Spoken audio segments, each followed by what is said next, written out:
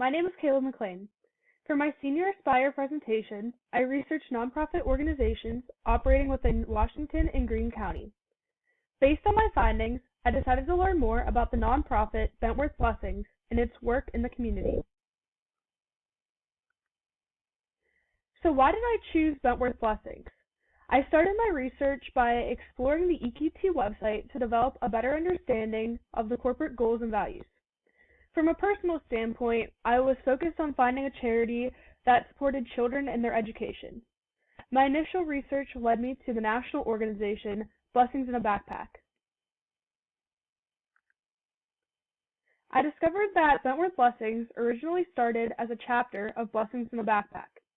In order to join the national organization, Bentworth needed to raise an initial $16,000, which they exceeded by raising $20,000. Bentworth was then able to secure a 3-year starting commitment with Blessings in a Backpack, which allowed them to develop their own independent organization at the end of the first 3 years. Based on studies from Charity Navigator, the national organization scores within the top quadrant of charitable organizations in regards to accountability, transparency, and financial stability. It scores a 92% overall rating, which made it a great organization to spark the creation of Bentworth Blessings. Bentworth Blessings operates out of the Bentworth School District. Bentworth is located within Washington County, which, based on the EQT operational footprint, it is in the heart of EQT operations. Bentworth is a community that has a relatively high poverty level, and a great portion of kids are part of the free and reduced lunch program. These levels are continuing to rise. In 2006, the free and reduced lunch population was at 27%, and this year that number is at 56%. About 14.6% of all people in Bentworth are below the poverty line, which is 1.5 times greater than the rate in Washington County and 20% greater than that of Pennsylvania.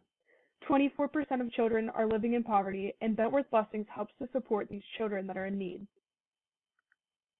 One of Bentworth Blessings' main functions is to provide blue bags filled with food for weekend meals to students in need. The organization is responsible for other forms of outreach in the community as well. They have implemented a summer grocery program so that families have fresh produce for the summer months. They make sure that families are fed over the holidays and extended weekends. They were also able to provide gifts for 120 families this year for Christmas. There are also food pantries at the middle school and high school with food and hygiene products, as well as a washer and dryer at the middle school. Bentworth Blessings also helps families that experience tragedies, such as refurnishing a home that burnt down and supplying food for a wake. The annual family game night event not only is the main fundraiser, but it also features free activities for the children and brings the community together for one fun night. Since the implementation of the program, Bentworth has seen major improvements in the education of its students. The program supports academic growth, but it also allows educators to nurture students emotionally and socially. I was able to meet with the founders of Bentworth Blessings and see the effects of the program in person. At this point, I would like to show the video that I created after my experience hearing about the evolution of the program and the heart and the teamwork that has been demonstrated by the community. To better understand the needs of the Bentworth community and the inner workings of the Bentworth Blessings organization, I arranged a trip in early February to meet with Mr. George Lammy, the Assistant Superintendent of Schools, as well as Mrs. Masick, the co-founder of Bentworth Blessings and the principal of the Bentworth Elementary School. These are some clips of my interviews. We got into this program because our poverty level began to rise. I mean, we really began to see it change, and even in my first 5 or 6 years here, we began to see a percentage jump. Now we're pretty consistently around 50% of our kids are free or reduced lunch, which means they're in some state of poverty. And, you know, I've lived in the community for 60 years, and the community's changed in some regards like that, and it's a worrisome thing because some of the kids come with a lot of needs. You know, we have kids that come here who count on our lunch programs and on the Blessings in a Backpack program to supply their needs in terms of what they eat. And often on weekends, they don't eat much. So this program has been good for them. We've expanded it. It really goes K-12 now. Part of our role as educators is to do our best to help people grow in every way they can. So this is a part of the process for us. After learning more about the challenges that face the Bentworth community from Mr. Lammy, I had the opportunity to observe how the volunteers prepared the bags for the children and was able to meet with Mrs. Masick to discuss the passion and drive behind Bentworth Blessings. I thought a long time ago my job was to teach reading, writing, and arithmetic. That's what the saying used to be.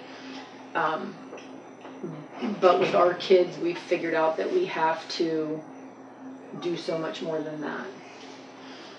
If they're hungry, if they don't know where they're sleeping tonight, if they don't know what they're going to eat, they don't care. They don't care what reading and math is, because that's not where they concentrate. So our job is get here and we'll fix your problem, whatever it might be. Obviously, the initial challenge of getting that $16,000 to start in the program was a challenge. But what are some of the challenges you're still facing today?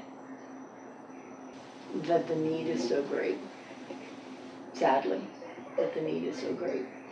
But it's also about continuing to build relationships with parents and kids so that they can tell us what they need. What are some of the things that you would want to do in the future to expand the program?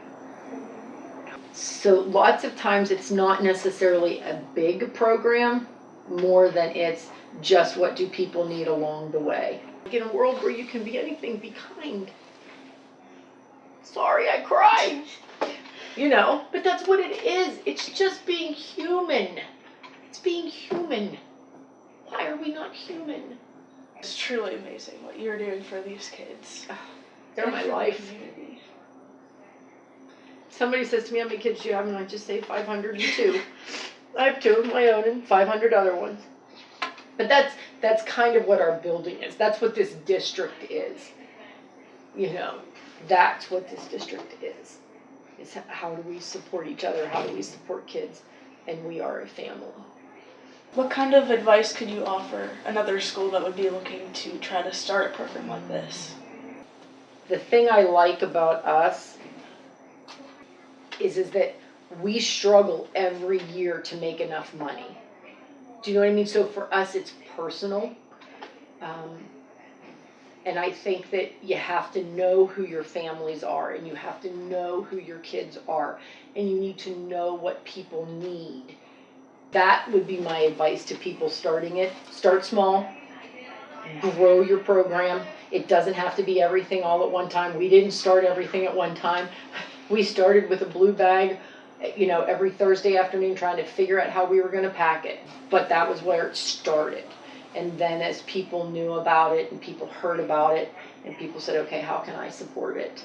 Obviously, this is helping so many people at home, but you've also created an uplifting environment to have an education in. So how has that helped? Have you seen improvements in the classroom after you started this? Oh yeah, we have improvements in classrooms. We have that whole child, that you get that whole education, that we prepare you for all of life, not just kind of the academic side, but not the emotional or social piece of it. It's an amazing place to be. Being able to travel to Bentworth really allowed me to connect with the people who are involved in the front lines of the program. Currently, Bentworth Blessings has proven to be crucial in the community during the COVID-19 crisis. They have increased sanitation and safety precautions, but the nonprofit is still operating to ensure that students are able to eat. However, the funding is being stretched to the limit as the community deals with the pandemic, and the family game night, which serves as the main source of funding for the year, has been postponed. Based on my findings, I truly believe that Bentworth Blessings is a worthy recipient of the EQT Foundation's generous philanthropy. Thank you.